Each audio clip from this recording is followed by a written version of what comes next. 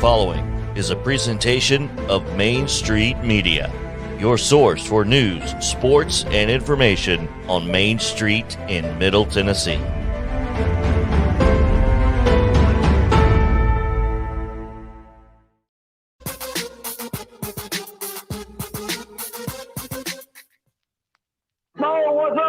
Let me say something else, too, about Mo Patton. Mo has done it all. I mean, he's covered the Titans. He's covered the Vols. He's done high school. He's a fantastic writer. He's now actually hosting a talk show every day in Columbia that is outstanding. Mo, you know me because we've covered high school sports for years together. Ever since I moved here, you were one of the first people I met, and I just adore you.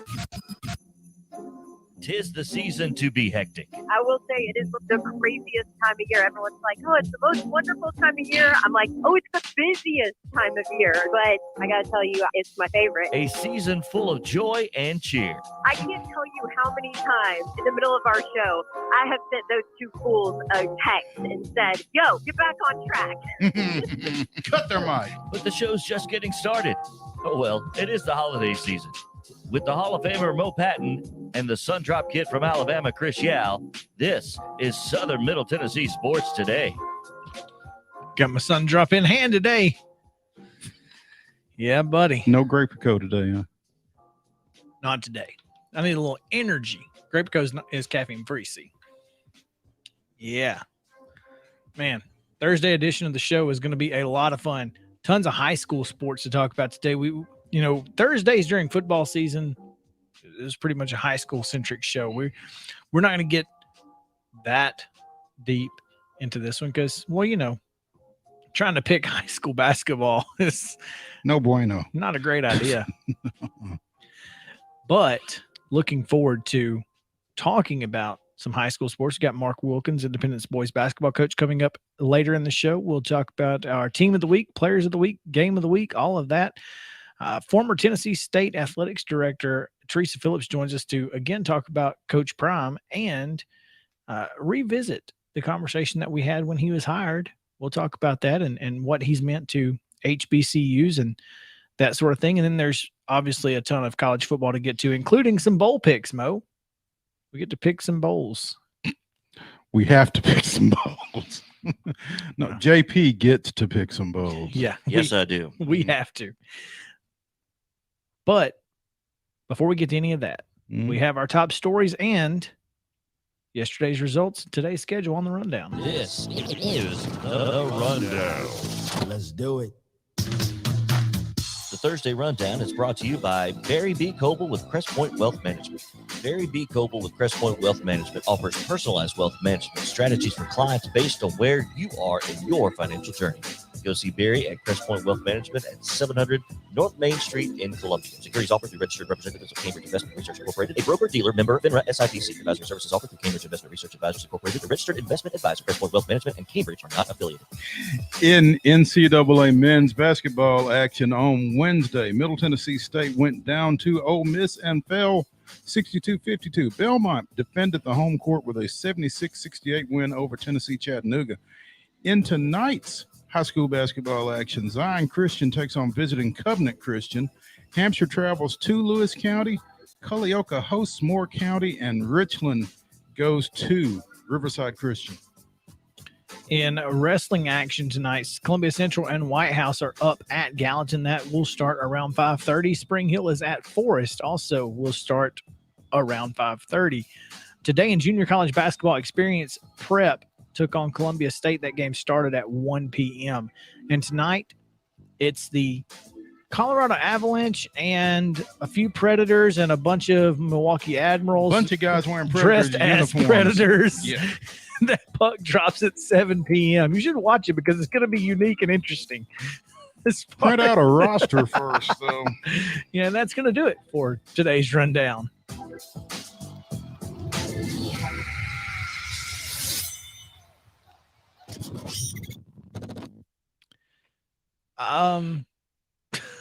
Yeah, well, let's just say that the Preds have a ton of guys in COVID protocol, including the head coach, assistant coach, a couple of players. I have heard of players being called up from the minor leagues. I have not heard of coaches being called up from the minor leagues. But apparently, some of the Milwaukee Admirals coaching staff has joined the Predators for this game. Yeah. So they have added, or they've recalled 4 players and 2 coaches from the AHL. This is from the Tennessee, and Scribina writes, the Nashville Predators sent an SOS to Milwaukee on Thursday. Oh, let's Shot see. up a flare, huh? Yeah. Rocco Grimaldi, who is a name that we know, is being recalled from Milwaukee. Cody Glass, Matthew Olivier, and Cole Smith, along with Grimaldi. Head coach Carl Taylor and assistant coach Scott Ford also recalled. Carl Taylor will act as the head coach. Oh, my. And Okay. assistant general manager Scott Nickel will also help coach the team. Oh, goodness. Yeah. Johansson was placed in protocol before the Rangers game. Mikael Granlund, Matt Luff, Michael McCarron, and Philippe Tomasino and Ben Harper were placed on the list Wednesday, along with 6 others, including 4 coaches and goaltending coach Ben Vanderklok, Dan Lambert, and Todd Richards. So, and John Hines, I assume. And well, yeah, I mean, Yeah. Hines is. Yeah. Goodness gracious.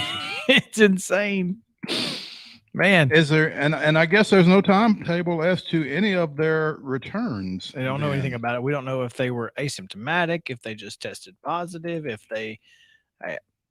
We don't know anything at this point. So It's pretty typical around here. there's that. Yeah. Oh, moving on in top stories, because we got one that we need to get to. That's going to take a little time, but definitely want to mention that John Olive was named the 2021 Titans Coach of the Year. He received a grant and the amount of $3,500 from the Tennessee Titans Foundation and a $1,000 grant from the NFL Foundation to benefit the football program. He will also receive an all-expenses-paid trip to the 2022 Pro Bowl in Vegas, where he will be up for national. The Don Shula NFL High School Coach of the Year. So Don Shula, baby. Congrats to Coach Olive. Well deserved. Two undefeated coaches right there. John Olive, Don Shula. That's right. Yeah. Yeah. Congrats. Congrats to him. Much deserved. For sure. For sure. Speaking of great NFL coaches, let's hit the other side. Not so great NFL coaches. Going to the other end of the spectrum here. The entire other end of the spectrum. Urban Meyer. 360 degrees. No. Jason Kidd. No, Jason Kidd. We turned this team around 360 degrees. Way to go. No. Buddy. One that would put you in the same place. Well, you know, it's funny because eventually he got them 360 degrees. So there's that. Yeah. Second verse, same as the first. Exactly. Urban Meyer was fired in the middle of the night. Literally. True story.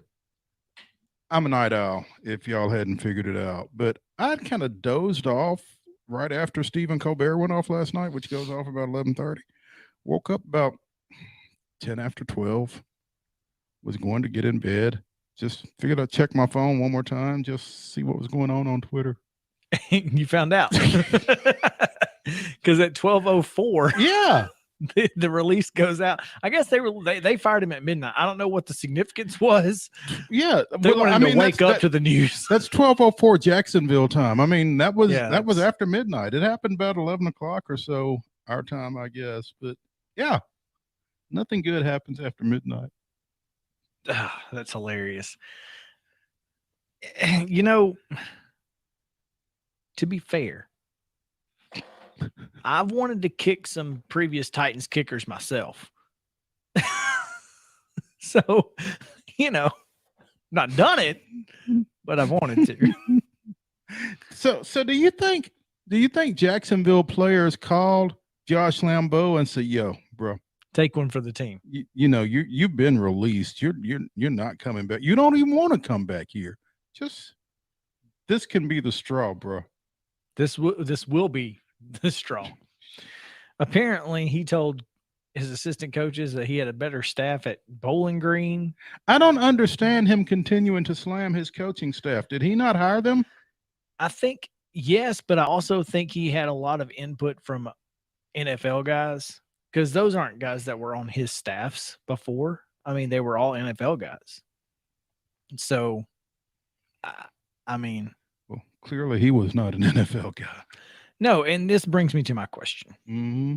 All right, so I have this friend who will die on this hill that John Harbaugh is infinitely a better coach than Nick Saban, and it's not close because one conference championship in the NFL is worth 4,537,000 college championships. And my question is it accurate to say that you have to be a better coach to win an NFL championship, or is it just a different type of good? I think it's a different type of good. I don't think you can really compare the two games. You know, every now and then somebody will say, well, Alabama could beat fill in the blank at the NFL level. And I just don't think that's true. I mean, I just think they're two different ball games. I think there are the nuances, and not just on the field, but I mean, I think that there are things that NFL coaches have to deal with that college coaches don't, and vice versa. And I don't think they're universal. I mean, it's all football, but the nuances, I think, are what make it different. Yeah, I mean, we've seen Chip Kelly, we've seen Steve Spurrier, we've seen Nick Saban, we've seen Urban Meyer. Those last three are probably the three best college football coaches in the last 3 decades, right? I mean, and I'm not ready to call Nick Saban a failure at the NFL level. I don't know that he necessarily gave it enough time to find out if he could coach up there or not. You won't get any argument from me. I mean, I think Nick Saban over time, over 5 to 7 years, would have eventually been a really good NFL head coach. The reason I think that is because I think he self-evaluates sufficiently to figure out where he was coming up short and to address it. I don't think this will sound crazy. I don't think Nick Saban carries the ego that a lot of folks, like the guy that started this conversation, do or did. I agree completely. I think there's a self-awareness there with him that there isn't necessarily with a lot of guys that would have allowed him to eventually shore up whatever shortcomings he had at that level. But he also coached at the NFL level before he was at Michigan State. You know, he was the defensive coach with Belichick in Cleveland. Well, and we see how that went. So, but yeah. I mean, it's not like it was foreign to him, right? So that was my question. But college coaches just typically don't work out in the NFL. And that's understandable. But NFL coaches don't typically work out in college either. I mean, like who? I mean, Mike Love, Bears coach. The guy, the Lovie Smith. I mean, he was a really good NFL coach, not a great college coach. I mean, you've got. I think it depends on your definition of great. I mean, he was at Illinois for one thing. Okay, he was there long enough that we found out whether or not he was Illinois. Look, dude, it's Illinois. Northwestern is a perennial bowl power. You can win at Illinois more than he did. I mean, good college coaches can take mediocre college programs and not be bad. I'm not saying he should have won national championships. I'm saying he wasn't a great college coach. Lovie Smith was at Illinois for 5 years. He was 17-39. That's bad. What was he his last year when he had all his kids? That's let's see. Again, the difference in the NFL and college, it's just different. It's a different game. It's absolutely different. You can't compare. So hiring college coaches. He was 2-5 in 2020, which was their COVID. Yeah. 6-7 the year before with a loss in a bowl game. So, I mean, I don't know why these NFL people still think that they can hire college coaches and be successful. It doesn't make any sense to me. It's not worked at any level with the best coaches there are. So stop doing it. When we come back, we're going to talk to a high school coach. Mark Wilkins, Independence boys coach, joins us. So stick around right after this on Southern Middle Tennessee Sports Today.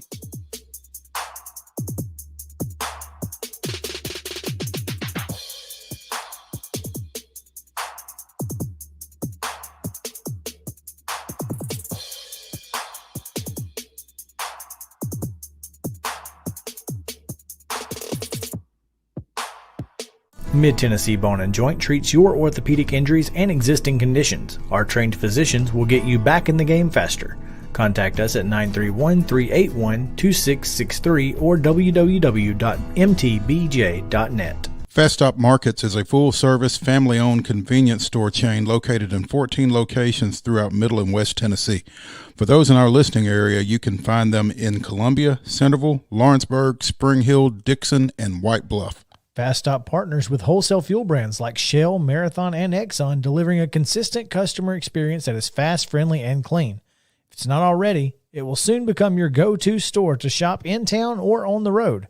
Fast Stop Markets is proud to be keeping you moving in Tennessee. Keep your home as comfortable as possible. If you have any issues with your air conditioner, electrical, or plumbing systems, call Lee Company. Our techs use visual findings and other technology tools to add transparency and clarity. You see what we see, whether we're in a crawl space or on the roof. We're here 24/7, so if you need us, call us. Lee Company. Call 931-548-4448 today or schedule your appointment at leecompany.com. That's leecompany.com. Hey folks, while we take a quick break from the show, I want to tell you about our friends over at Custom Stone Handlers in downtown Columbia. Ned Rich and his team at Custom Stone Handlers believe in leadership. And outside of the military, our greatest leader-building platform is sports. Custom Stone Handlers proudly encourages young people to get in the game. You can contact them today at 931-490-4990 or visit CustomStonehandlers.com. Mid-Tennessee Bone and Joint has been the official sports medicine provider for Murray County Schools for more than 40 years.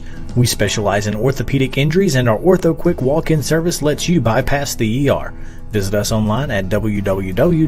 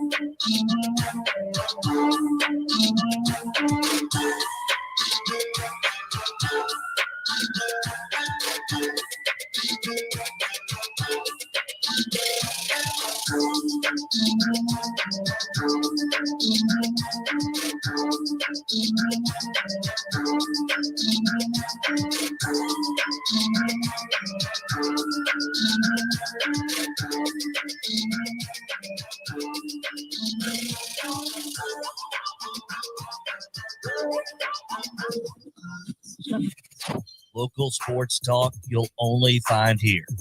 It's Southern Middle Tennessee Sports Today. Live from the Lee Company studio with the Hall of Famer Mo Patton, here's Chris Yao. Welcome back in Southern Middle Tennessee Sports Today, presented by Mid-Tennessee Bone and Joint. Chris Yao, Mo Patton, JP Plant here with you on Thursday as we continue our coverage of local high school sports with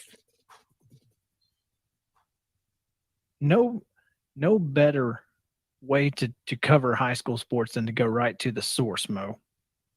And our local coaches have been phenomenal to work with. Got a chance yesterday to talk to the brand new Independence football coach, Scott Stidham. He joined us on the show, and that was a lot of fun to get to know him a little bit, and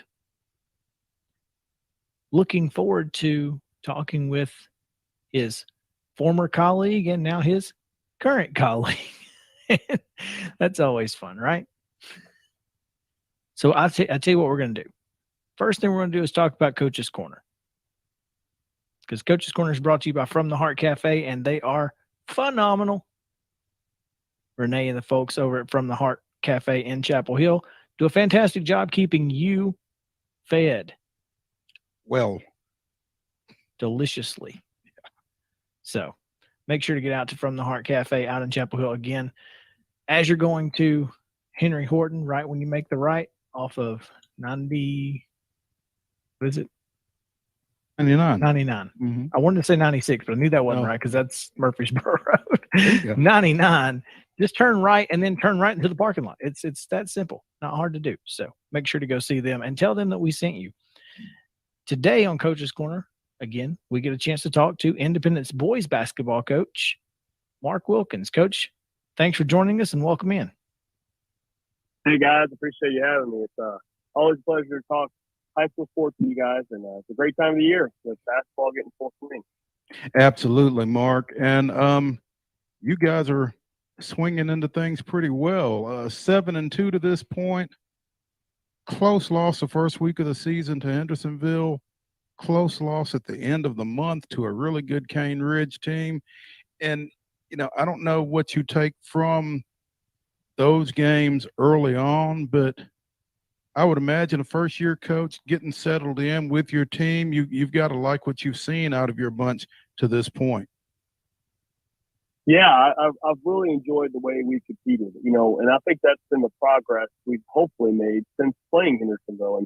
And there were some excuses we could build in about, it being early, it being away, it being the first of 2 games that day. But, that's something we're really trying to get past. That, that energy that we had against Cane Ridge or other loss was not there that morning against Hendersonville. And so I think that's been our biggest thing that I've learned, at least so far, is that the intensity, the excitement, the focus, if you're dealing with teenagers and you're dealing with a brand new coach, that's something that we've had to kind of sift our way through and our way through. And, I've really been very pleased with how we competed the last week or so, 2 weeks, right after that Cane Ridge game. Our guys have kind of shown that there's potential there still. And if we continue to get better every day and every week, I really like our chances coming around March. Yeah, that's kind of what you're working toward, and playing teams like Cane Ridge with a guy like Brendan Miller and a guy that you would definitely see in the state tournament more than likely, or at least on the way to the state tournament. Those are the teams that you have to play in order to get to that point. So find out where you are now and what you need to work on, right? And I think that's kind of been a positive for this team, as over the last 2 or 3 years, you've seen Independence boys basketball on an upward trajectory. Yeah. No, you're exactly right. And that's something that at the beginning of the year, you're thinking, oh my goodness, we just scheduled the runner up and they're bringing back a pro. What am I doing? But, tribute to our guys that they just came out there and there was no fear in our eyes at all. I felt like the whole night. And, and that's what you want. It felt like a playoff game. I know Mo was there and every possession, the crowd, and those are hard to replicate in December. And so thankfully we have that underneath our belt. That was the best thing about that night is, it was a December loss and not a February loss and not a March loss. And, those games are extremely important for us to continue to get if we want to be a team that plays in the state tournament in March. We want our season to end at Murfreesboro. And so let's just start with the end in mind. And we got a great test in. And, we've had great games against since then. Father Ryan is a really extremely well-coached team. And, they play us a tough game. And then we had a first Williamson County game last week against Page. And, they play hard. And our guys were excited about that one because it was how we ended our season last year. So, every game kind of has a different story, a different feel to it. But we're hopefully just trying to get more consistent with how hard we play and how well we execute. It's interesting, Mark, that you mentioned, the atmosphere for that Cane Ridge game and your last game against Page, your first Williamson County matchup, because you've got another one coming up Friday night as Brentwood comes to your place. Both Page and Brentwood have been district games previously for Independence. With reclassification, that's no longer the case, but I'm not sure that will change anything in terms of the atmosphere for this one. Brentwood coming in at 6-1, and they also are under a new coach. So I don't know what you know about them, what you knew about them, but what are your expectations as you go into this one? Well, you're exactly right about just the feel of the game. I think our guys have had a different feel this week with practice. I mean, we've been off for a week with our exams, but you couldn't really tell it by how we practiced, in the sense of just excited. There's some fire in our bellies because we know they're good. And, you know, you look around Middle Tennessee, Brentwood's been a name up there for several years as far as one of the best teams in our county, at least. And Franklin recently as well, they've had a good surge. And, you know, but Brentwood's been in the state tournament since I've been around several times. You know, it's different coaches, different times, but they've been very successful. And, you know, they're having that season again. And, you know, Coach, when you talk about Middle Tennessee coaches, Coach Bond's one of those that's up there at the top. He's a great coach. He does a phenomenal job. You know, we've seen 5 different defenses. I wouldn't expect 6 or 7 on tomorrow night. He does an incredible job of just giving you different looks and trying to make you feel uncomfortable. And so, you know, I guess the way I would say it is the people who are probably least familiar with this are Coach Bond and I. Our kids know, you know, what it means, how it feels, you know, what that Brentwood versus Independence game has been over the years. And so we're excited. I think he and I are just, I know I am, just get in this game and compete against another really good team here in Middle Tennessee. Speaking with Mark Wilkins here on Coach's Corner, presented by From the Heart Cafe over in Chapel Hill. Coach Wilkins, the first-year guy with the boys basketball program at Independence. And, you know, Mark, when you walk into – typically when a coaching change takes place, you're stepping into a situation that isn't necessarily a great situation. That's not been the case with you and this Independence program. You walk in and there's a Jet Montgomery there and there's a Cameron Bell there.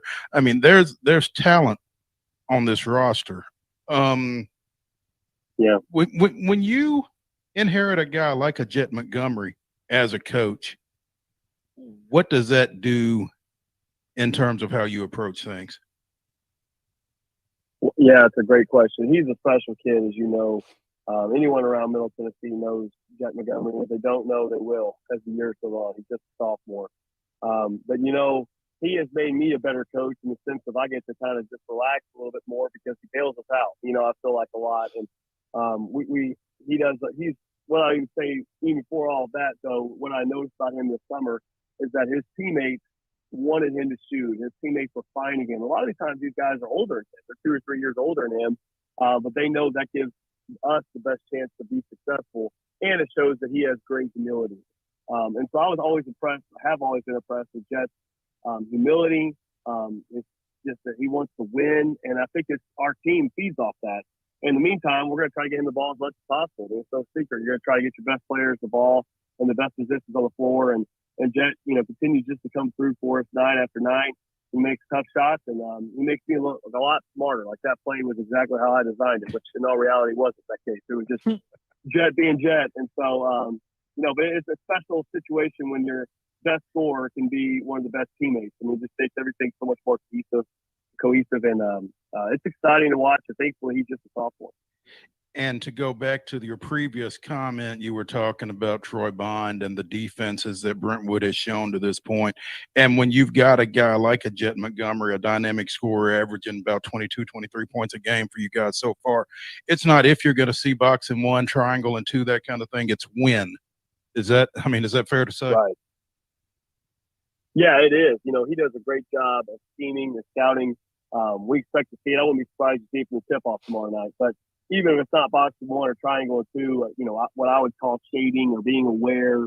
I mean, they're not just going to treat Jet like he's anyone else. They're going to know where he's at all the time and stand closer to him maybe they would somebody else. And so, thankfully, he does an incredible job of moving off the ball. He's a great feel. He has great footwork. He gets his feet planted, you know, whenever he needs to take off for a shot. And then we have teammates. We have other guys on the floor, too. You know, when you're going to try to take one guy out, and I don't blame you for trying, we have other guys that are very much willing to step up and hit shots. And we have seen some of that this year, and thankfully our guys have not panicked. Just stepping in and hitting a shot or two really takes the ease off of, you know, everyone else pressing to get Jets the ball every time. But, no, I would not be surprised if Troy comes out and does that with his guys. And, you know, I think we have a great team. We'll find a way to continue to score points. Yeah, one of those guys that is able to hit some shots for you, Owen Reese, who is just an absolute dagger from the outside. He can kind of make things a little bit easier too when you have to settle for a shot that maybe you don't get inside or something like that. He's a guy that you can look for to again kind of bail you out in a situation where you're not getting a high percentage shot unless he's shooting it. No, I'm so glad you brought him up. He is a relentless worker, and he is somebody who it's easy to cheer for. Just a great kid who do whatever you want him to do.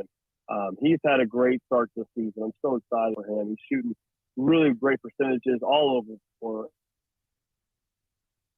a little bit to play a little bit faster because him and Jet, and Cameron, when his feet are set, Houston Hicks, those guys need 3 or 4 attempts.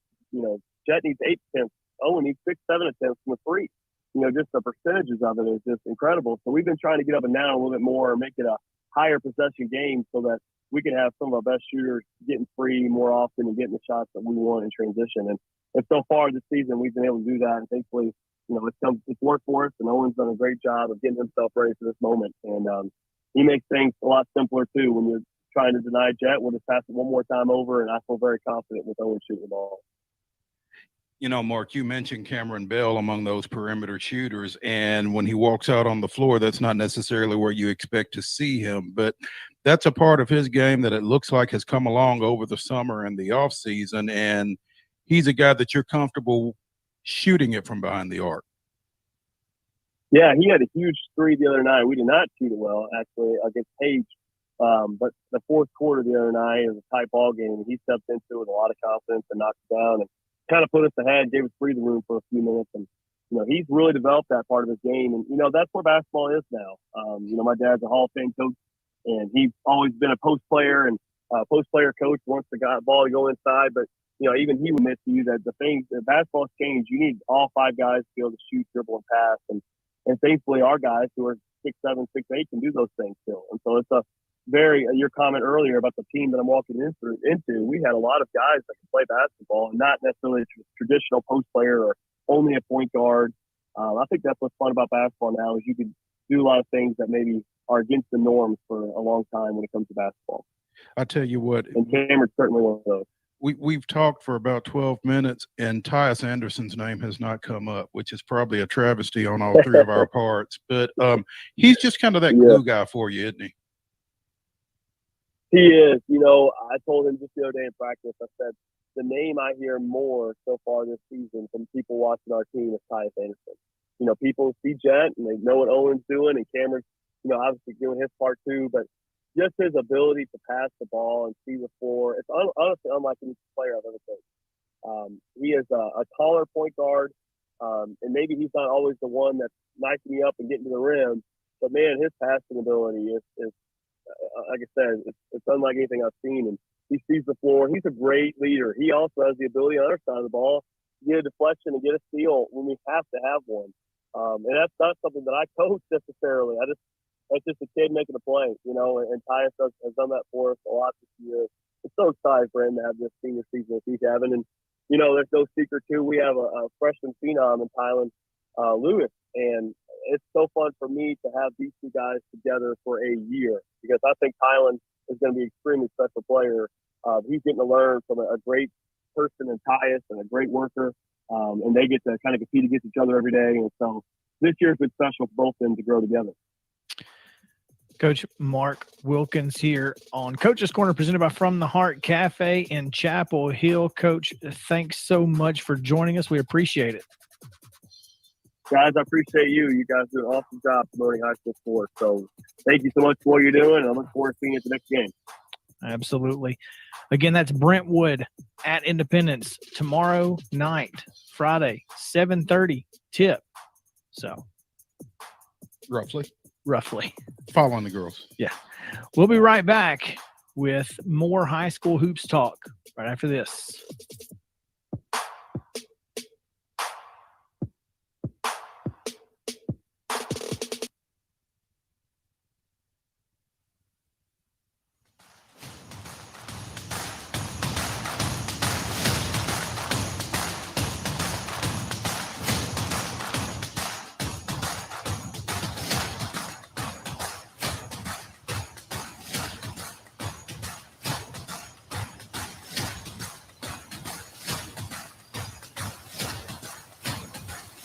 Mid-Tennessee Bone and Joint treats your orthopedic injuries and existing conditions. Our trained physicians will get you back in the game faster.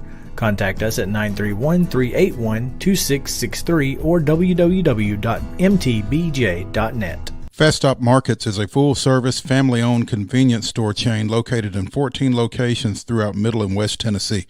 For those in our listening area, you can find them in Columbia, Centerville, Lawrenceburg, Spring Hill, Dixon, and White Bluff. Fast Stop partners with wholesale fuel brands like Shell, Marathon, and Exxon, delivering a consistent customer experience that is fast, friendly, and clean. If it's not already, it will soon become your go-to store to shop in town or on the road. Fast Stop Markets is proud to be keeping you moving in Tennessee. Keep your home as comfortable as possible. If you have any issues with your air conditioner, electrical, or plumbing systems, call Lee Company. Our techs use visual findings and other technology tools to add transparency and clarity. You see what we see, whether we're in a crawl space or on the roof. We're here 24/7, so if you need us, call us. Lee Company. Call 931-548-4448 today or schedule your appointment at leecompany.com. That's leecompany.com. Hey folks, while we take a quick break from the show, I want to tell you about our friends over at Custom Stone Handlers in downtown Columbia. Ned Rich and his team at Custom Stone Handlers believe in leadership. And outside of the military, our greatest leader-building platform is sports. Custom Stone Handlers proudly encourages young people to get in the game. You can contact them today at 931-490-4990 or visit CustomStonehandlers.com. Mid-Tennessee Bone and Joint has been the official sports medicine provider for Maury County Schools for more than 40 years. We specialize in orthopedic injuries, and our Ortho Quick walk-in service lets you bypass the ER. Visit us online at www.mtbj.net.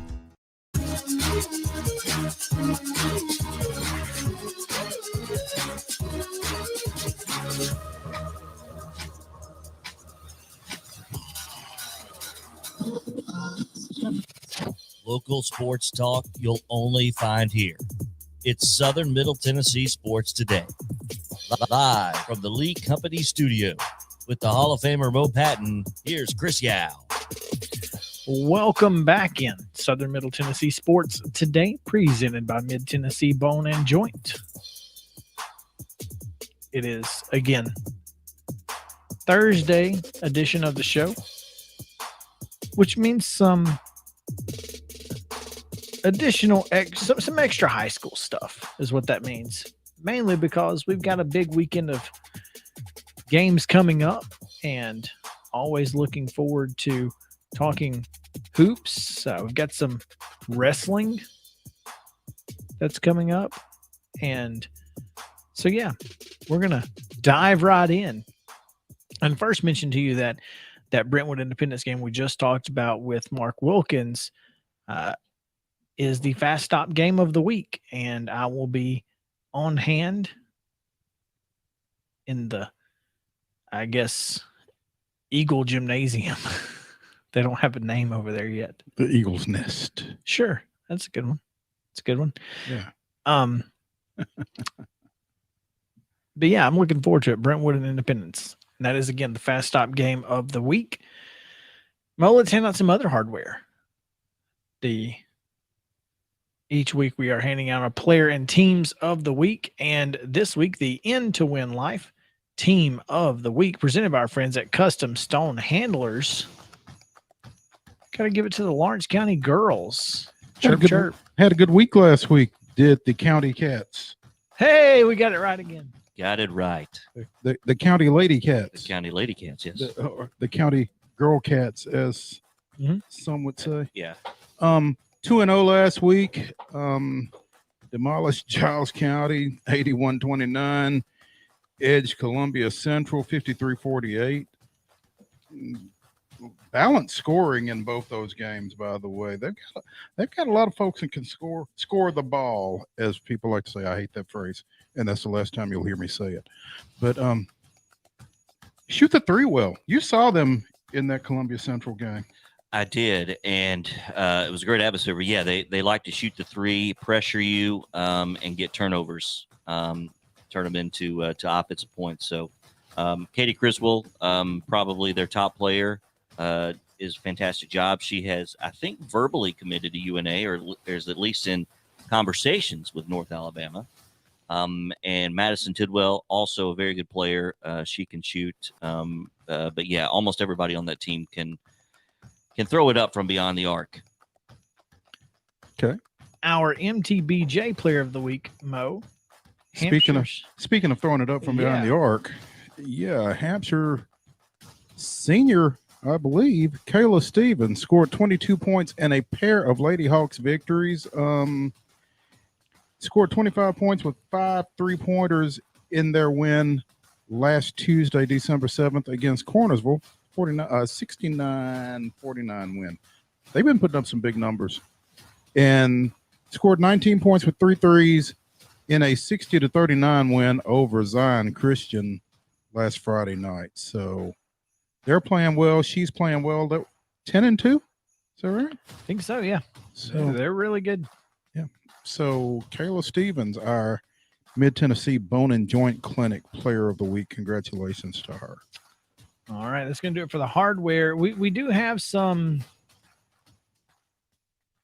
big games coming up. Again, we have some tonight. We've got some wrestling tonight as well. Seems like a good time to plug the podcast, Mo.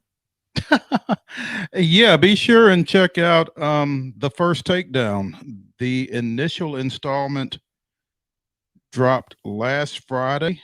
We're trying to drop them on Friday so that when folks are sitting in the stands waiting on tournaments to start on Saturday morning, looking for something to do after you've gone and, after you've dropped your kid off to weigh in and you're sitting there waiting on the wrestling to start, and you've gone and grabbed you a chicken biscuit and some coffee, and you're either sitting in the car or sitting in the stands or whatever it is you're doing, waiting for things to get started. And I can describe all that pretty well because I've done it.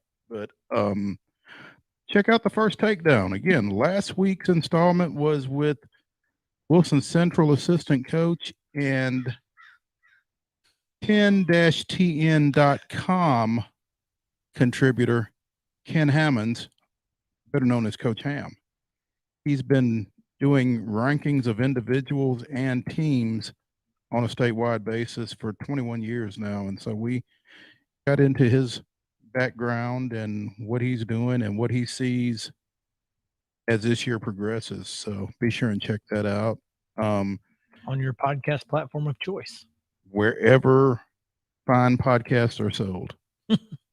And make sure to subscribe and give it a rating. Doesn't matter what you say in the rating. You can say that, crows are loud on the radio. And you would not be wrong. And when you would be accurate too, it doesn't matter. It just helps the algorithm. So. Yeah. And tomorrow's podcast will be with Summit Coach Pete Miller as they get ready for their Friday evening contest against Page.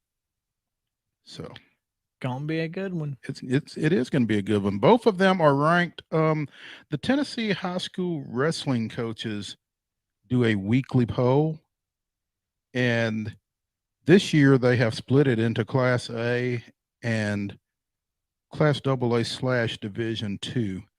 And Page is ranked 5th, I believe, in Class A, and Summit is ranked 7th in Class AA/Division II. So seriously, this should be a good one, and looking forward to checking that one out. But we'll be talking to Pete Miller, and that podcast should drop in advance of that wrestling match, and it'll certainly be up and available for folks that are going and hanging out at Beach for the invitational tournament up there this weekend, or wherever else you might be sitting and waiting for wrestling to get started. So for Summit folks at Brentwood Academy. Is that where they are? Spring Hill and Summit are at the Brentwood Academy duels. Okay. Saturday. That's right. Independence is at Beach. That's true. Yeah. Okay. So among other things going on this weekend. Tons going on. And in fact, for those of you in the very southern Middle Tennessee area. Loretto's boys are headed down to the Times Daily tournament, and that is always a great tournament to be involved in. If you are looking for some really good high school hoops and you want to, maybe you don't know anything about them, but you just want to watch high school basketball, best thing to do, head down to the Shoals and do like JP. Did you go to Riccatoni's? No, ended up at Rosie's, actually. Rosie's. Down in Rosie's Cantina. Yeah, went a little where the Mexican. music would play and Felina would whirl. The homemade tortillas sold it for me. Mm-hmm. When I mentioned it, that's exactly what you said. You were like, Absolutely. "Oh, we may have to make some changes to the itinerary." Yeah. So the Times Daily Classic, that's in Florence, right? It is, in fact. Yes. Okay. So some games are played at UNA, some are played at Central, some are played at other places. But yeah. So Friday's schedule, it says Maine and FMS. So I assume those are Florence High School and Florence Middle School. Yes. So Loretto and Lauderdale County will play at 3:30 at Florence Middle School. It's the first of 4 games that will take place there. That's followed by Mars Hill and Shoals Christian at 5. Shoals Christian Flame, by the way. Flame singular? Mm-hmm. Okay. Hamilton and West Limestone at 6:30. And the Rogers Pirates, Pirates. Yeah. And Muscle Shoals at 8. The Trojans. In the main gym, let's see, there's 3 games because somehow Florence got a bye. Can't imagine how that happened. At 5, Russellville and Wilson play. At 6:30, it's Brooks and Belgreen. And at 8, it's Deschler and Covenant. Brooks and Belgreen ought to be fun. Just throwing that out there. Play continues Saturday with consolation action at FMS and championship quarterfinals at the main gym. Semifinals are on Monday at UNA. Yeah. And the championship game is Tuesday at 7:30 at UNA. And we will try to keep you posted as best we can, particularly on the progress of the Mustangs. By the way, the middle school is a brand new school within the last 3-4 years. That's been on the side of the old Coffee High, close to Brawley Stadium. So it's is it Brawley or Brayley? BRA. I've always called it Brayley. BRA. I've always heard Brawley. Well, but anyway, where UNA plays football, where the D2 championships used to be. That's right. When in Florence, do is a. So, but yeah, brand new school, but it's right there on the grounds of that old Coffee High School. So that's Coffee and Bradshaw, baby. Florence High School actually plays their home games at the middle school. Oh, okay. Oh, the basketball team. Yep. Oh. At the gym where this tournament's being played, one of the gyms, the middle school. Okay. Florence High School plays their varsity games there. So what is the main gym then? It's just it's the main gym. It's the old dome. Yeah. It's the old dome. Oh, gym. They've got a dome, wooden dome. Oh gym. man, it's a really cool looking. Hendersonville for the longest had a domed gym, and gotta love them. It's fantastic. All the seats are raised. The playing floor, you can't get to it from the seating area. And me and about 3 guys got thrown out of there my senior year because our Franklin's district tournament, old District 9 AAA, our district tournament was up there, and they told us about 4 times to get down off the rail, and it was the championship game, and we weren't getting off the rail. And finally, a cop said, if I have to come up here again, somebody's leaving. So you got off the rail? Yeah. Well, and it was Franklin, and I think it was Hendersonville in the finals. So there you go. Yeah. It's not the only tournament this weekend. Columbia Academy, we talked with Brady McAtamney yesterday. Columbia Academy is up at Clarksville Academy, which is they're playing tonight against Clarksville High. So Clarksville Academy and Clarksville High playing tonight. That's going to be a good one. Yeah. Columbia Central's down at Fayetteville tomorrow. And then, of course, Lawrence County Summertown. You are going to be at that one, JP. You have been at the Lawrence County Loretto games. Now you'll be at the Lawrence County Summertown games. It'll be my 3rd straight Lawrence County game, by the way. Yeah, you're not hating that, are you? It's easy. It's easy for us. It's easy for you to get to those too. It is close. So I've enjoyed it. I appreciate you guys allowing me to help out. Oh, it's been fun. We appreciate you helping. No out. doubt. Getting back to our game of the week just for a second, Brentwood comes into this game 6-1. Their only loss coming last Tuesday to a really good Lebanon team, 64-45. Lebanon, by the way, Troy Bond's alma mater. So sure he enjoyed taking his team back over there for that. But other than that, they are undefeated. Most recently defeated Nolansville 58-41 last Friday. They, like Independence, have been off this week. You talk about Lebanon, of course, as you know, our listeners may not, the only team to beat Columbia. Yeah. The boys, so. They're pretty good. Lebanon's clearly pretty good. They handing out some L's. To good teams. And their only loss came in their season opener. Lebanon's did to Cane Ridge and Brandon Miller. So, well, I find it interesting that, Independence's opening round game in that King of the Hill tournament over at Summit is against Lebanon. Can't imagine how that got drawn up, huh? Go figure. Your biggest rival gets to play probably the best team in the tournament first round. That's how it works sometimes. It's about like the college football playoff committee. Or Florence getting the bye in the Times Daily Classic in their tournament. Yeah, there you go. Oh man! Hey, you host a tournament, you can draw it up the way you want to too. That's exactly the way it works.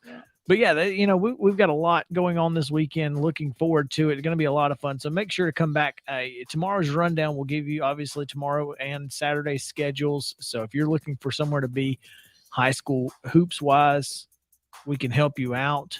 Or if you don't want to wait, you can go to mainstreetmurray.com and see this week's schedule as well. You absolutely can. All right, when we come back, we're going to start getting into the college football with Teresa Phillips, former Tennessee State AD, talking Coach Prime right after this.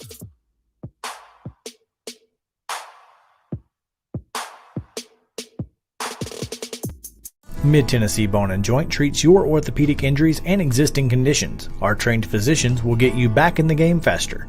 Contact us at 931-381-2663 or www.mtbj.net. Fast Stop Markets is a full-service, family-owned convenience store chain located in 14 locations throughout Middle and West Tennessee. For those in our listening area, you can find them in Columbia, Centerville, Lawrenceburg, Spring Hill, Dixon, and White Bluff. Fast Stop partners with wholesale fuel brands like Shell, Marathon, and Exxon, delivering a consistent customer experience that is fast, friendly, and clean. If it's not already, it will soon become your go-to store to shop in town or on the road. Fast Stop Markets is proud to be keeping you moving in Tennessee. Keep your home as comfortable as possible. If you have any issues with your air conditioner, electrical, or plumbing systems, call Lee Company. Our techs use visual findings and other technology tools to add transparency and clarity. You see what we see, whether we're in a crawl space or on the roof. We're here 24/7, so if you need us, call us. Lee Company. Call 931-548-4448 today or schedule your appointment at leecompany.com. That's leecompany.com. Hey folks, while we take a quick break from the show, I want to tell you about our friends over at Custom Stone Handlers in downtown Columbia. Ned Rich and his team at Custom Stone Handlers believe in leadership. And outside of the military, our greatest leader building platform is sports. Custom Stone Handlers proudly encourages young people to get in the game. You can contact them today at 931-490-4990 or visit CustomStonehandlers.com. Mid-Tennessee Bone and Joint has been the official sports medicine provider for Murray County Schools for more than 40 years. We specialize in orthopedic injuries, and our Ortho Quick walk-in service lets you bypass the ER. Visit us online at www.mtbj.net.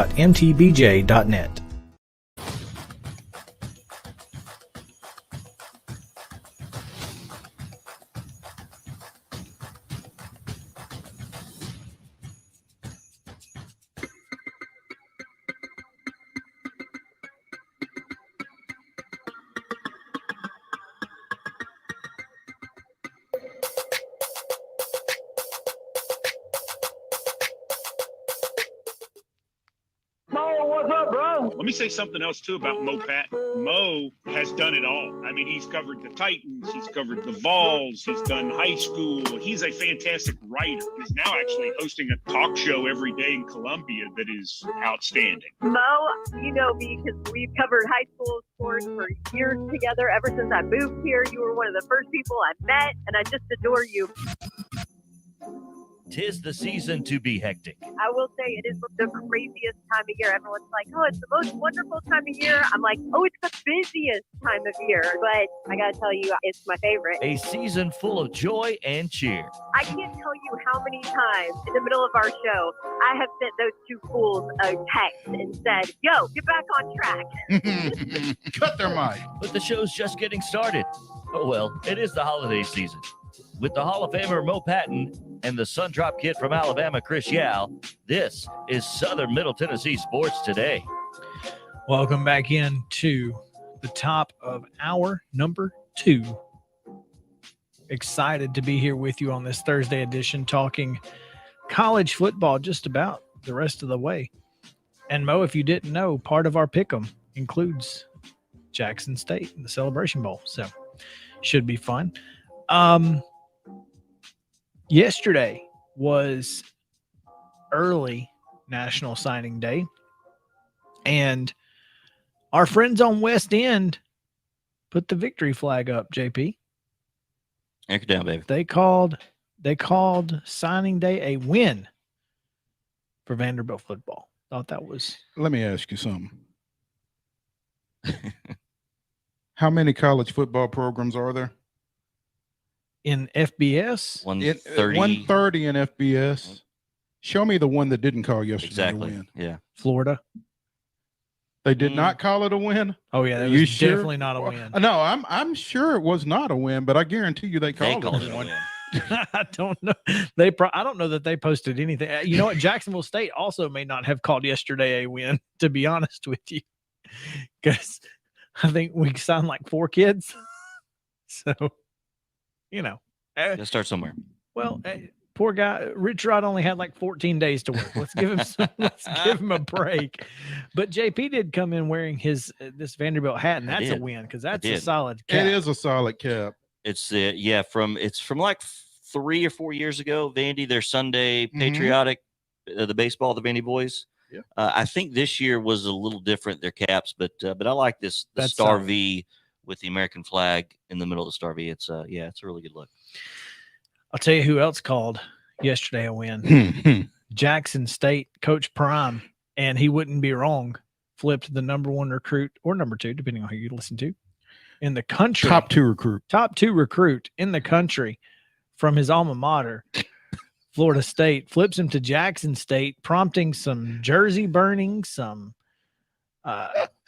Fire Mike Norvell. Listen, did you know they had a Twitter Spaces with Fire Mike Norvell that Jackson State staffers were in and speaking, talking about the flip? It's insane. Adding insult to injury. Right? So basically, the Jackson State staffers went into the Florida State fans' Twitter Spaces and was talking trash. We got your boy. So anyway, we wanted to talk about this because it's now been a year and a half, basically, that and this is the first full year of recruiting that Deion Sanders has been able to do at Jackson State following his incredible first year as coach. Oh, and he ain't done yet. Of the Tigers. And again, they are not done because they do, in fact, have the Celebration Bowl that they will play on Saturday against South Carolina State. They are 11-1 on the season, Jackson State is. And we talked about this when Deion was hired with Teresa Phillips, the former athletics director at Tennessee State. So we want to bring her in now and talk a little bit more about it, kind of get a reaction to what we've seen over the last year, this football season, and now, of course, signing day, where historically black colleges and universities have become a cool place to be again. So, Teresa, welcome in. Thanks for joining us. Hey, good afternoon, guys. How are you all doing? We're doing well, Coach. Appreciate you taking some time from being retired to talk to us for a little bit. Get right to the biggest reason that we had called you. Like Chris said, Coach Prime flipping the top 2 recruit, Travis Hunter, cornerback who had been committed to Florida State, Deion's alma mater, speaking of adding insult to injury, and being able to flip him to Jackson State and HBCU, and it's created the buzz that a lot of people were expecting when Deion Sanders was named coach at Jackson State, but now there's a little substance to go with a little steak to go with the sizzle, as Boots Donnelly would say. Is this a unique situation, Coach, or do you expect more of this out of Coach Sanders? Well, I don't think it's a one-timer. It probably didn't hurt that he was a Florida State alum. Sometimes you can tell the story at your own house better than anyone else can. So, you in recruiting, you use every advantage you have, and having played there, probably he used it as an advantage too, in making his pitch to this young man. But I mean, wow! A year ago, had you asked me this, I never think it's impossible to find one 5-star guy or one. Now he's a little bit more than a 5-star. When you talk about one of the top 2 in the nation recruits, who could have gone to school anywhere he wanted to go. But I mean, if I had to write down anyone's name who at a FCS school or HBCU could have made that happen, hell, it wouldn't have been hard for me to come up with Coach Prime. So, I mean, there we go. I mean, but I think it's more to what he's doing than signing a 5-star guy. And I think that'll belittle what he has tried to accomplish in his 14, 15 months down there, and what he says is his ultimate goal, and that is to raise the standards at HBCUs. And I just will say to those in the SWAC and the rest of the HBCUs, FCS programs, if you want to compete with Coach Prime and his boys down there, you better get on board real quick, because that train has left the track, and they're not looking back. He's doing a lot of things on several levels that I think make this real. And Coach, a lot of folks in this community kind of see this, and when you say if you're going to compete, you better get to work and looking at your former place of employment, because Tennessee State kind of followed in the footsteps of Jackson State, getting a high-profile coach in Eddie George, and I've seen some things on social media. Eddie, where's your top 2 recruit? And obviously it's not as easy as that, but I mean, the bar has been set, has it not? The bar has been set.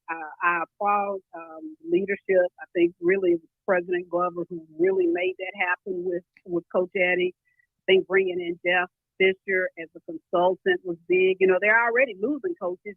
Well, they lost Hugh Jackson to Grambling already, but when you bring in named guys, you may lose a few of them, but that's okay. Go get another one. But matching what Deion and Coach Prime is doing down in Jackson, Mississippi, and us doing it here in Nashville, Tennessee is not quite comparison of apples and apples. It's a little bit apple and orange, but I tell you what, he's laying a groundwork, and it makes anyone who's looking from the outside in, or if you're in the inside having to compete against him, you know what you best be trying to do. Because I don't think they're going to stop. I'm friends with a high-level academic person down there who used to be at Tennessee State. And like she says, he's doing things not just for football, not just for athletics, but for the university and the community. And that starts selling. I mean, they're about to have 70,000. Hey, listen to this. They're about to have 70,000 people at the Celebration Bowl game, and their high prior to this year was 35,000. Had 55,000. So had 55,000 at the SWAC championship game, I think. So 55,000 at the SWAC championship game. They're selling 1,000 standing room only tickets at $40 a pop in Atlanta. So I mean, the Deion, I call it the Deion or the Coach Prime factor. The Coach Prime factor, and it exists. And I believe that Deion had a plan. You can say whatever you want to about Deion. He's a diva. He's a this. He's a that. The best pro athletes ever in the history of athletics.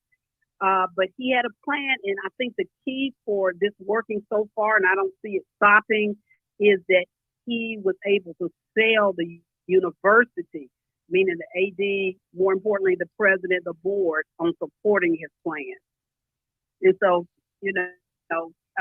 it's a real deal. It's a real deal. But now, they're doing things with their facilities. They're doing things with the support for those student athletes.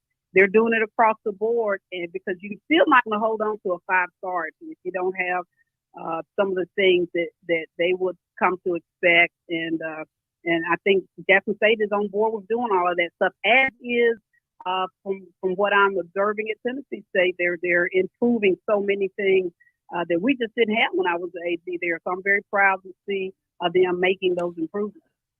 It's interesting, Coach, as you look at Twitter, and I probably spend way too much time on there, but the backlash that there was regarding Travis Hunter's signing with Jackson State, basically people saying he was selling himself short by going to Jackson State. But, if you look at it, it makes some sense. I mean, if you are a 5-star cornerback, why would you not want to go play for arguably, or as Chris would say, it's not an argument, the greatest corner ever to play the game at the highest level? I think they're selling the young man short. Sometimes we all sell young people short, like they're as short visions as we are. He is an autonomous human being that made a choice with his family. Based on what you just said, if there were no other factors, it makes sense to any, observer who is an FCS, a Florida State grad. They just, they need to be very careful, because when your fan base lashes out on a 17, 18-year-old kid like this, there are other 17, 18-year-old kids that you're trying to recruit too. And it just kind of sells the opposing recruiters on the fact that you're really just using these kids for their bodies, for their whatevers, and that they don't have free will to do what they and their family think is best for them. And that gets into something where we could have a whole nother show on. But, they best be careful about that, because I believe some of the Twitter statements will be used against them in future recruiting. 100%. It's exactly why the University of Tennessee did not do a great job of signing Tennessee athletes in state this year, but I'm hoping that's going to change as well for not just Tennessee, but other schools in the state. We've got about a minute 45, Teresa. So I want to get your quick reaction to this and your thoughts, but HBCUs are, like I said, a cool place to be now. And Coach Prime is a major factor in that. How does that help the HBCUs across the country grow now? Well, they've got to capitalize on it. I think that Jackson State will. You can't buy the type of attention that they've gotten nationally over the last 30 hours. Deion's been getting attention for him all year, though, if you really look at it. This has kind of propelled it even higher. People will jump on that, but, in the end, you still have to have substance. And I think still the leadership at these schools, because, the transfer portal with free will for these athletes, they might get excited and come initially. Or do you have what it's going to take to keep them in your program and to really propel yourself into being, if nothing else, playing for national championships on the FCS level? I don't envision a lot of HBCUs, because of their enrollment levels, because of their endowment amount, really being FBS level schools. And that sometimes offends people, but you just got to be the best of who you are, what you are. If you're small, be the best small. You know what I mean? Make the big time where you are, Mo. Yeah, Mo. We're trying. Teresa Phillips, retired AD at Tennessee State, with us here on Southern Middle Tennessee Sports Today. Come back. Thank you. Take care, guys.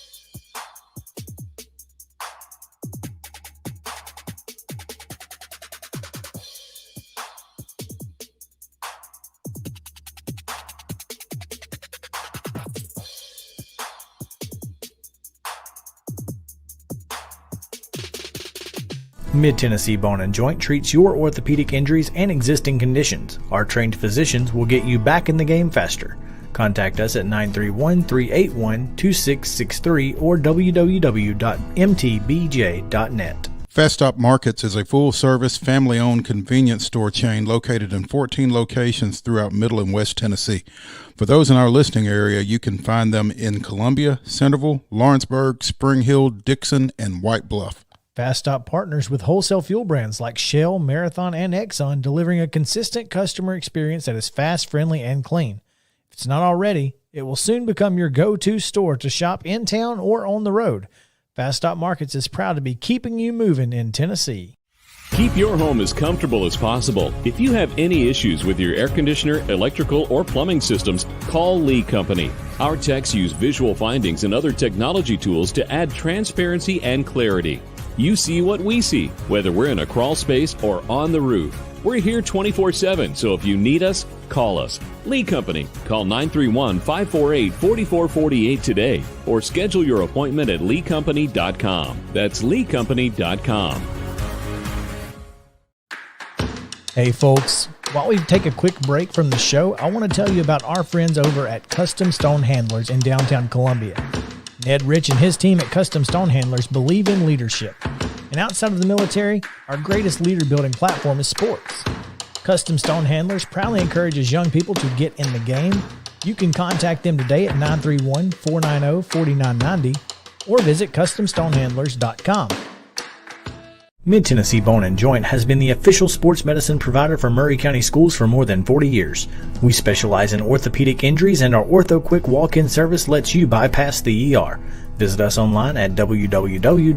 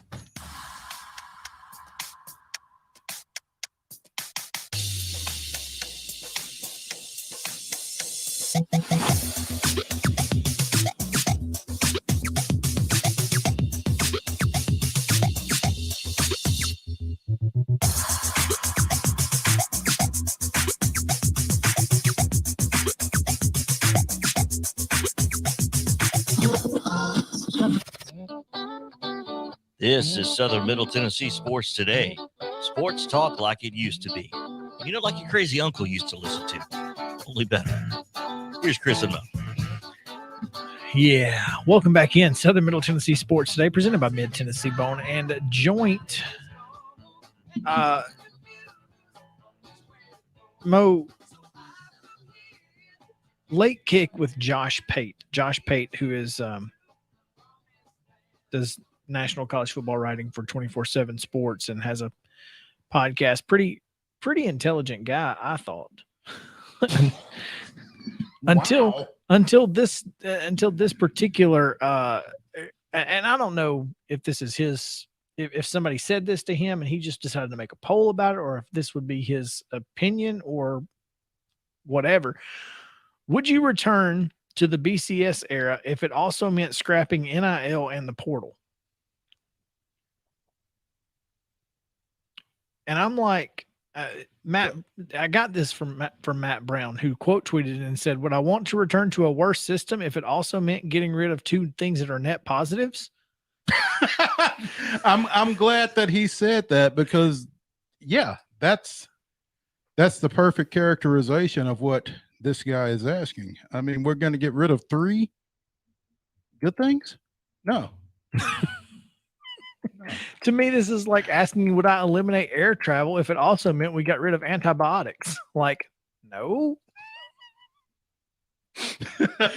Like, it doesn't make any sense. Would I get rid of sliced bread if that also meant getting rid of ground beef? Like, no. No, it would not. As a matter of fact. No. That's Thank you for asking, though. I guess. Thanks for asking. Anyway, Yeah. it's no longer Wednesday, but we got some wild and wacky stuff going on in the world of college sports. That was the first thing I thought when I saw this. Like, too bad we missed this for wild and wacky. Well, we can go back and we can retroactively do some wild and wacky A little time travel, huh? here on Thursday. Give us a little wild and wacky. Yes, some wild and wacky music. Because this fits. Oh, it most certainly fits.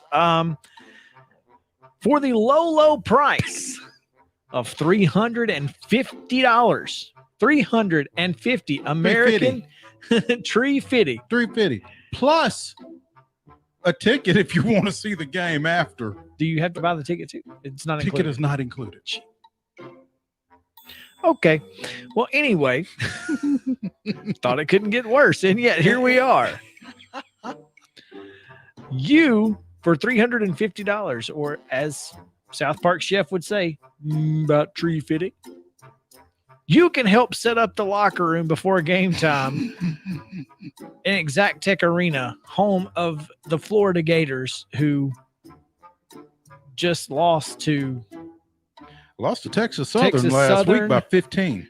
At home. You could have set the locker room up for that. So you can help the equipment staff make all the necessary preparations to the locker room and bench area, outfit each locker, check the pressure on the basketballs, and more in this truly unique experience. Your day will start early, hours before tip-off at the basketball practice complex as you pass national championship trophies and Final Four floors from years gone by. Yes, years gone by, because we're not going there now. You'll load up the equipment truck with shoes, uniforms, game balls, warm-up gear, and everything the team needs for game day.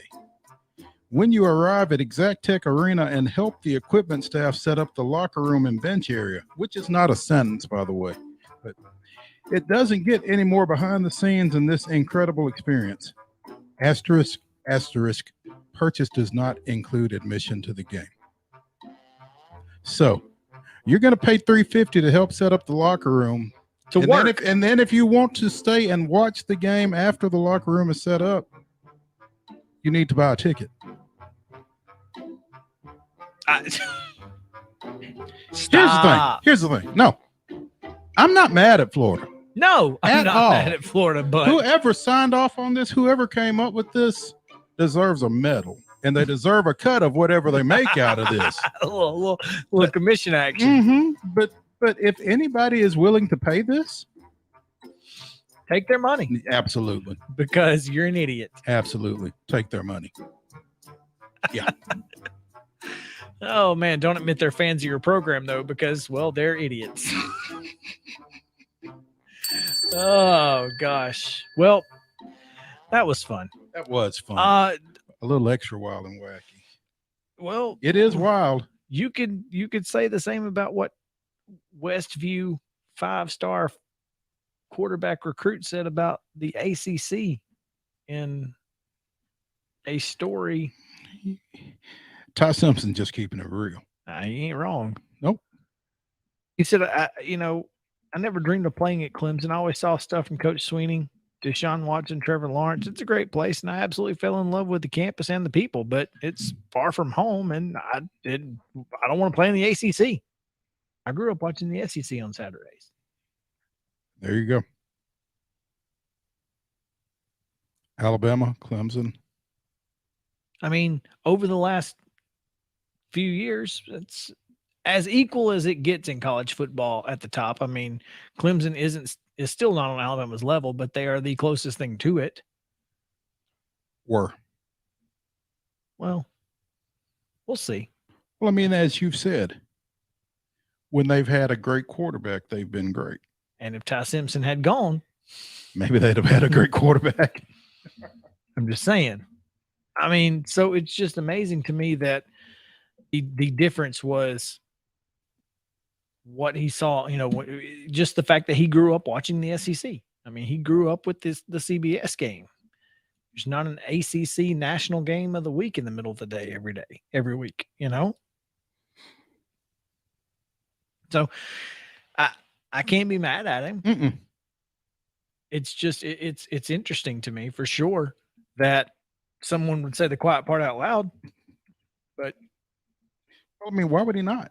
Why not? I mean, what's he? Doesn't hurt him anymore. He's signed, sealed, delivered. Of course, now if things don't work out at Alabama, that's one less spot for him, I guess. I am interested in the Alabama quarterback situation because the quarterback room is pretty deep right now. And,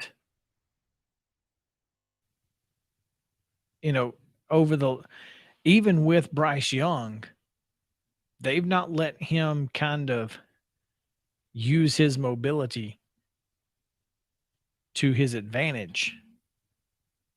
And sometimes, when you got a guy like Ty Simpson, who we found out firsthand is awfully mobile, why not use it? Well,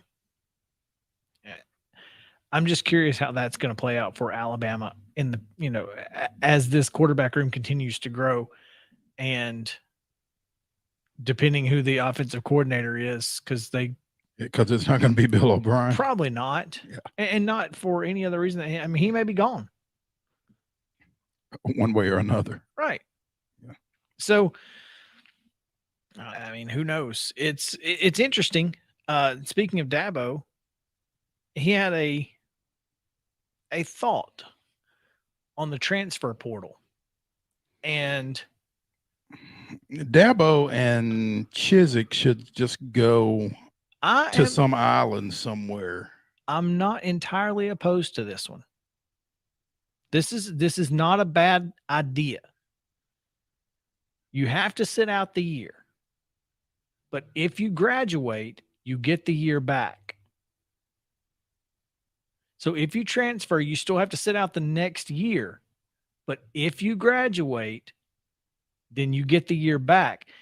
And it supposedly keeps the focus on graduating college. So I actually don't hate the idea.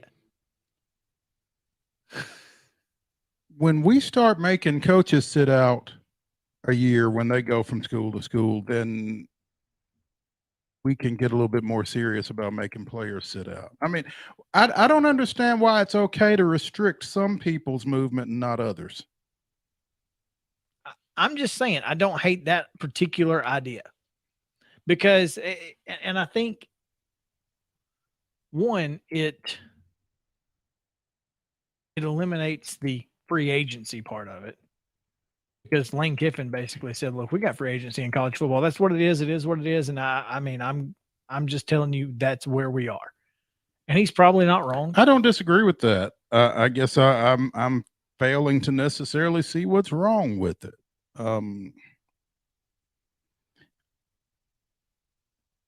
Those are some tough decisions for 17, 18, 19-year-olds to make. And I just think there's a lot that goes into it.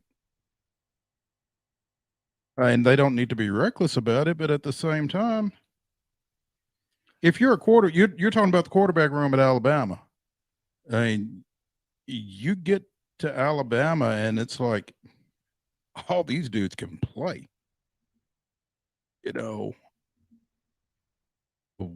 What I'm putting on film isn't what some of these guys are putting on film. I can't beat these guys, but I can play. Why should I not be able to go somewhere where I can play, if that's South Alabama or West Alabama or wherever that is? I personally think that if it was Power 5, G5, if you went from Power 5 to G5, that you didn't have to sit out, you could still play D1. You shouldn't be able to go like Power it used 5. to be, like it used to be when you went down, yeah, or went up, right. So I could see that being, part of it. Well, if you were sleepy on your drive home, this segment is not going to help you because the rain sounds are coming in. And we've got amazingly good mics. Clearly. Yeah. But I agree with you that there is an issue with, if I can't play here, I need to go somewhere I can play. But I also think that getting the year back on the back end, and not as long as we don't force them to, go to a grad program or something like that, even if they just, they just get the year, like they get to play football for a year. Well, how you gonna play college football and not be a college student? Well, there are ways around that. I mean, you can take classes that give you 3 hours basically, that keep you enrolled in the school, and you can and so like I did that one time with the only class that I took was the student newspaper. So the only class that they take is football. And that's the class. And they get 3 credit hours for it or whatever. There are ways around it. And I feel like that's that could be some way to eliminate folks just leaving willy-nilly, because here's the problem. The problem is not the kids just leaving. The problem is those fringe kids. There's 72 quarterbacks in the portal. And there ain't 72 spots.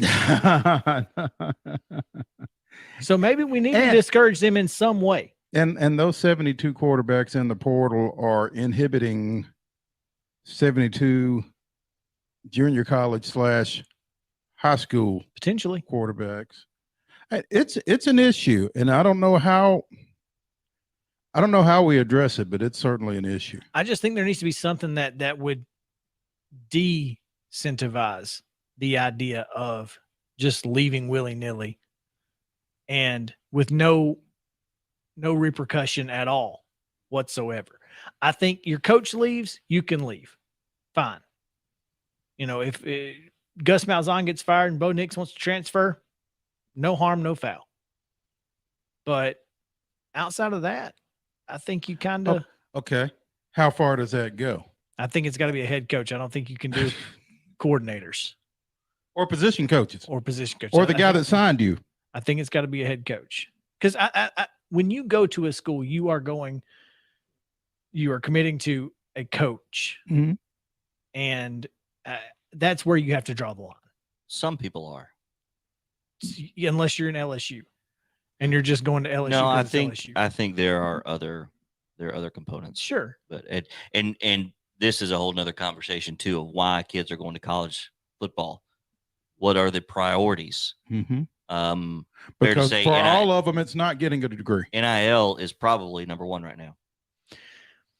Be like a guy who played at my hometown high school, Gary Dorsey, who was told by a coach that, you're to be in the football facility at X time.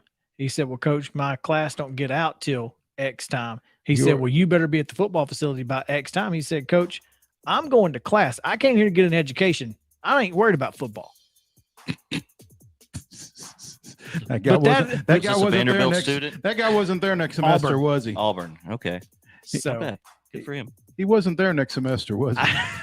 I don't remember. This is late 80s, but yeah. So there are some kids like that, but most of them are in it for the money right now. So let's talk bowls.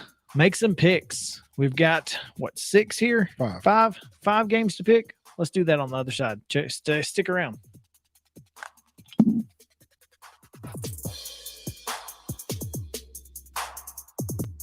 Mid-Tennessee Bone & Joint treats your orthopedic injuries and existing conditions. Our trained physicians will get you back in the game faster. Contact us at 931-381-2663 or www.mtbj.net. Fast Stop Markets is a full-service, family-owned convenience store chain located in 14 locations throughout Middle and West Tennessee. For those in our listening area, you can find them in Columbia, Centerville, Lawrenceburg, Spring Hill, Dixon, and White Bluff. Fast Stop partners with wholesale fuel brands like Shell, Marathon, and Exxon, delivering a consistent customer experience that is fast, friendly, and clean. If it's not already, it will soon become your go-to store to shop in town or on the road. Fast Stop Markets is proud to be keeping you moving in Tennessee. Keep your home as comfortable as possible. If you have any issues with your air conditioner, electrical, or plumbing systems, call Lee Company. Our techs use visual findings and other technology tools to add transparency and clarity. You see what we see, whether we're in a crawl space or on the roof. We're here 24/7, so if you need us, call us. Lee Company. Call 931-548-4448 today or schedule your appointment at leecompany.com. That's leecompany.com. Hey folks, while we take a quick break from the show, I want to tell you about our friends over at Custom Stone Handlers in downtown Columbia. Ned Rich and his team at Custom Stone Handlers believe in leadership. And outside of the military, our greatest leader building platform is sports. Custom Stone Handlers proudly encourages young people to get in the game. You can contact them today at 931-490-4990 or visit CustomStonehandlers.com. Mid-Tennessee Bone & Joint has been the official sports medicine provider for Murray County Schools for more than 40 years. We specialize in orthopedic injuries, and our Ortho Quick walk-in service lets you bypass the ER. Visit us online at www.mtbj.net.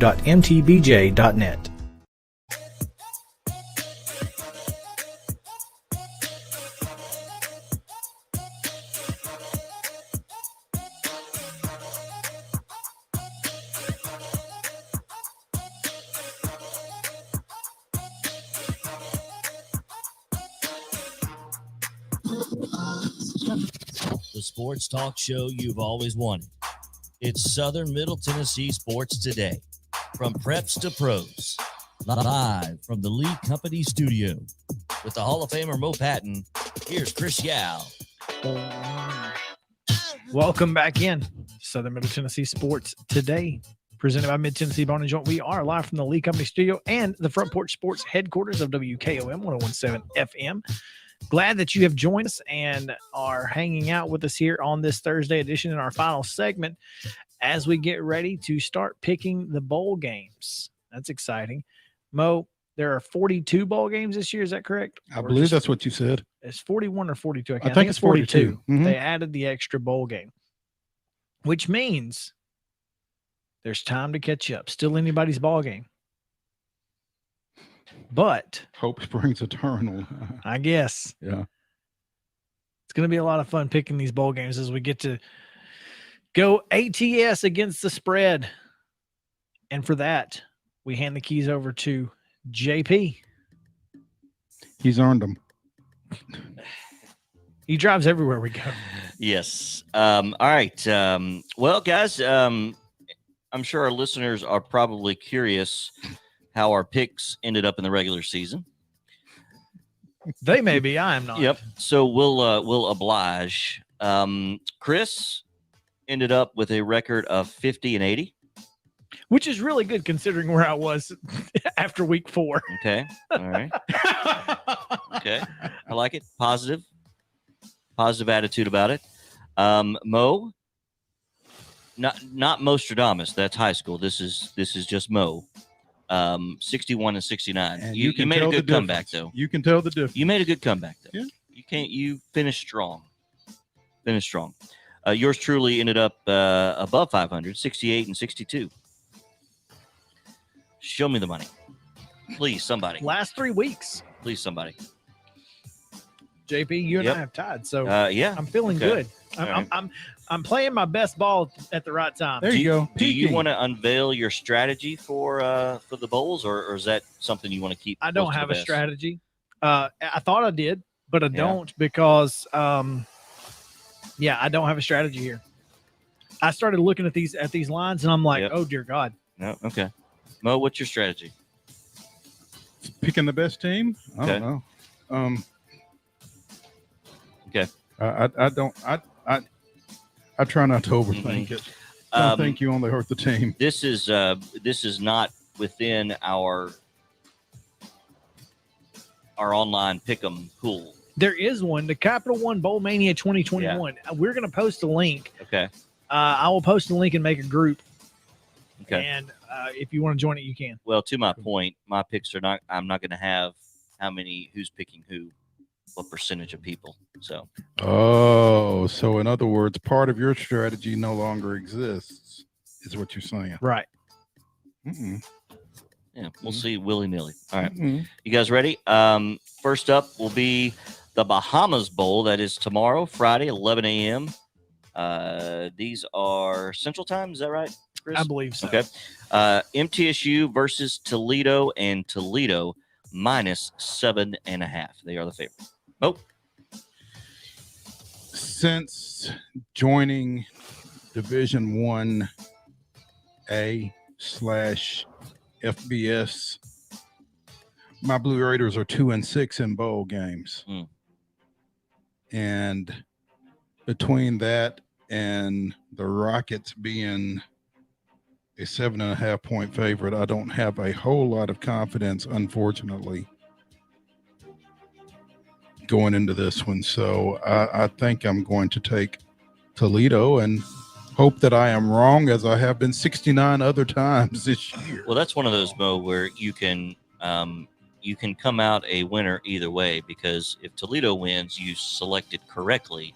If MTSU wins, My your team won. Your team won, so Yeah. you can swallow that. So either my head wins or my heart wins. Uh-huh. There Yeah. we go. Okay. Yeah. That's a nice hedge. The line has moved to 10. Oh. So a lot of other people felt the same way that I did. So what are we? So we're going with what you have down here, right? The Capital One Bowl Okay, which Mania. was locked in Monday, pretty early. probably. Pretty early. Yeah. Okay. The line has moved to 10. So there's that. DeQuan Finn and that Toledo offense is really good. They don't turn the ball over very much. But Middle Tennessee State leads the nation in turnovers and defensive touchdowns with 31 turnovers and 6 defensive touchdowns. So that's going to play a role. I don't think it's going to be enough, though.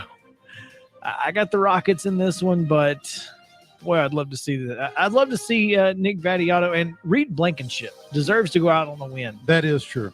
That is true. Would love to see it. Don't think it's going to happen. Obviously, the heart with the Blue Raiders, but I think everything Mo said is very accurate, and it took a couple of wild and crazy plays in Middle's last game just to get here. They're going to the Bahamas. Nice vacation. I think they're happy to be there. So, as they should be. As they should As be. they should I'd be happy to be there too. But for our purposes, I'm going with Toledo as well. All right. Up next is the Cure Bowl, Northern Illinois versus Coastal Carolina. And this is in Orlando. And our guest from yesterday, Dawn Davenport, is going to be on the sidelines for that. It is an 8.5 point Coastal Carolina favorite. You know, you talk about MTSU being happy to be there at the Bahamas Bowl. I think Northern Illinois is in much the same situation. You're going from Northern Illinois to Orlando the week before Christmas. Yeah. There's worse places to be, like in Northern Illinois. But I just like the momentum that Coastal Carolina goes into this ball game with. You know, I think in a nationally televised contest, you know, they've really created a lot of buzz around that program.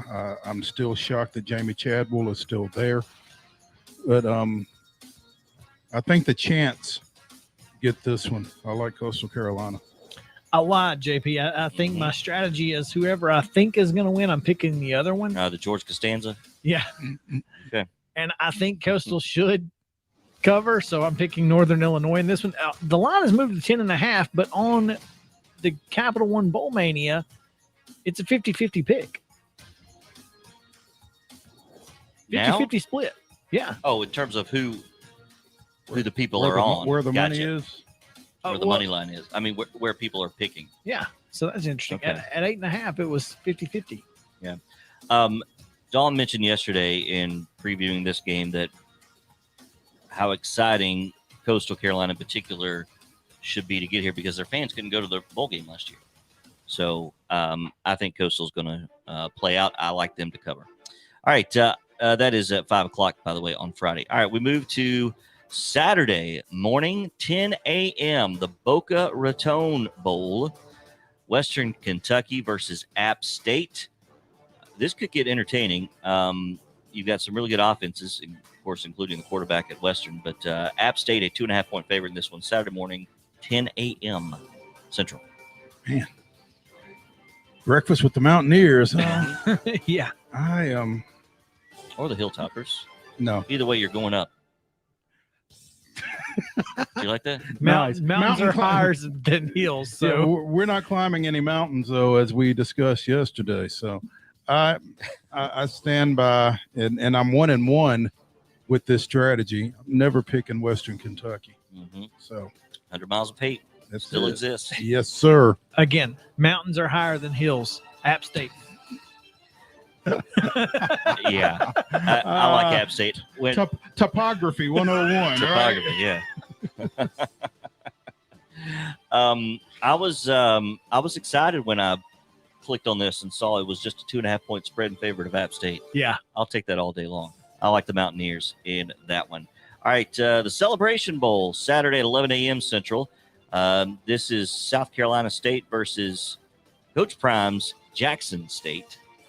11.5 point favorites are Jackson State. What's 11-1? We mentioned earlier Jackson State's. What's South Carolina State's record? 6-5. 6-5. Okay. Just FYI. There you go, Mo. So this game is at 11 a.m. Saturday. You know what that means? This is not prime time. That said, I'll give you a ding for that one. That said, I'm taking the Tigers. Yeah. I don't think the Bulldogs got much for prime. Anytime it's prime time when the Jackson State Tigers are on the field, and 11 a.m. doesn't matter. They are going to roll in this one. Yeah, Jackson State's going to squeeze the orange out of Orangeburg from South Carolina State. I just, Yeah. no. Maybe stretch. No. Yeah. Yeah. Okay. Yeah, I like Jackson State to cover in this one. Yeah, I just think they've just got too much momentum Yeah. going, and with the season they've had, a loss wouldn't do Mhm. here, I don't think. And the crowd's going to be crazy. Oh, It's going to be fun 70,000. It's 70,000. inside the dome. in Atlanta, It's right? going to it's going to be an absolute just spectacle to watch, and I am excited to Yeah. see it. It will be on ABC. It will. I mean, it'll be the third time Jackson State's been on national television this year. So don't tell me that nobody's watching them. Yep. Because they're definitely being seen. But anyway.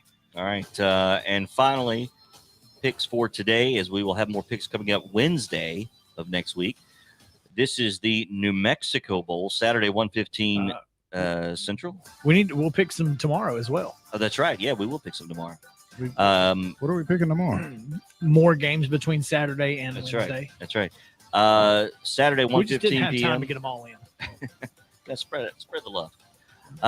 UTEP versus Fresno State in this one. And this is being played, of course, in New Mexico at Being that it's the Yeah. New Mexico Bowl and all. Right in the middle of El Paso and Fresno. Albuquerque. It's at University Stadium in Albuquerque. So, all right. It is a 14.5 point spread in favor of Fresno State. 2 touchdowns and a hook, Mo. Yeah, that's a lot. That's a big number. That number scares me. I think I'm gonna have to go with UTEP.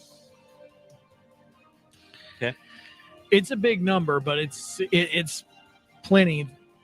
There's plenty of Bulldogs to take care of it. They've defeated San Jose State. They beat San Diego State by 10. Beat Nevada. I mean, this is a really good Fresno State team, and I don't think UTEP is really all that great. The only game that they're 1-4 in their last 5, with their only win being over Rice. I just don't think they're. I don't even know how they're bowl eligible. I mean, literally. Here's the thing: they've won. They beat New Mexico State at New Mexico State, and they beat New Mexico. So apparently, they like winning in against them. Yeah. So I don't think it matters. I think it's Fresno. I'll tell you how they're bowl eligible. Yeah, I saw it. Yeah, They won 6 games. Yeah. Or 7. I always like to go with bowls. Who's happier to be there? Who's more motivated? I think it's going to be UTEP. I think UTEP is the answer to that question. I think so. For that reason, I think they cover. I don't think they win, but I think they cover. That's all I'm saying. Yeah, I think they cover. So, all right, there you go. We'll have more picks coming up tomorrow.